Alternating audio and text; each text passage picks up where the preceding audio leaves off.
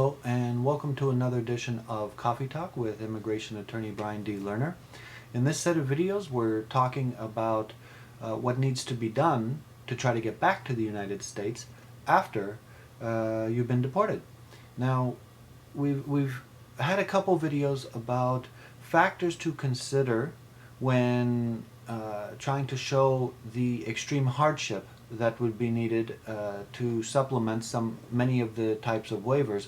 But then the question becomes, how do you actually document extreme hardship?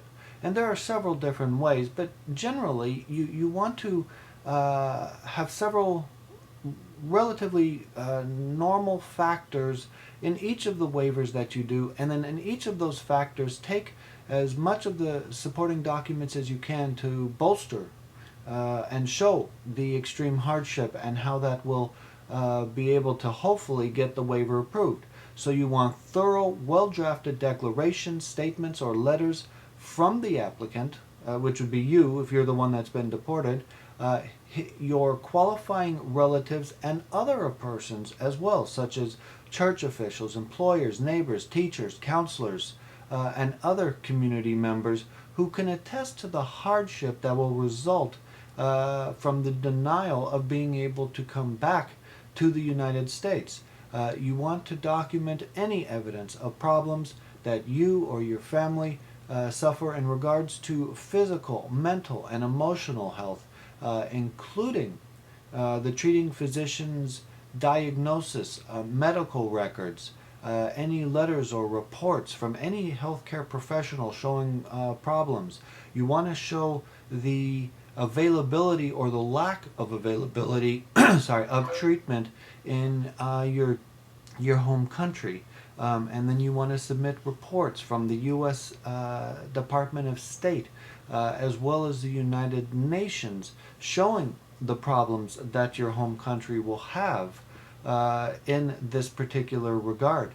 You want to show your home country's economic and development status, basically for purposes of this, showing that it's far behind the United States, and that will aid in the extreme hardship.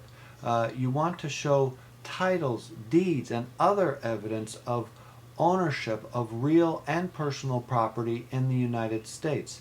You want to show all the ties that your family has in the United States and the lack of those ties abroad. This can basically be done by showing a list of family members together with marriage and birth certificates, baptismal records, affidavits. You can, obviously show all of these in English, so you have to convert them if they're not. And you can show evidence of your child's educational level and accomplishments and achievements, show all the awards that your child has been given, include report cards, letters from teachers describing progress, anticipated date of graduation.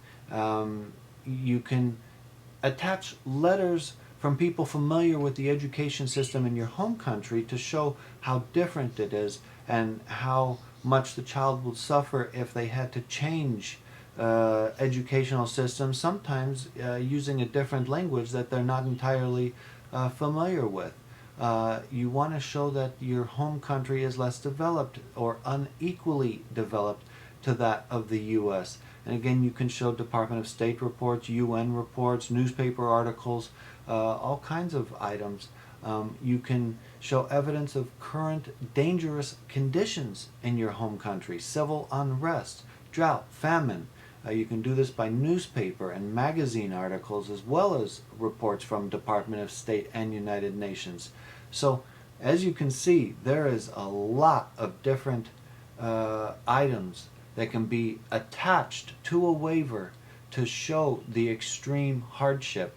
And it doesn't take a short period of time to do this either, but if done properly, then there's a lot higher chance of success than basically just filling out the front form saying, I will suffer, my family will suffer.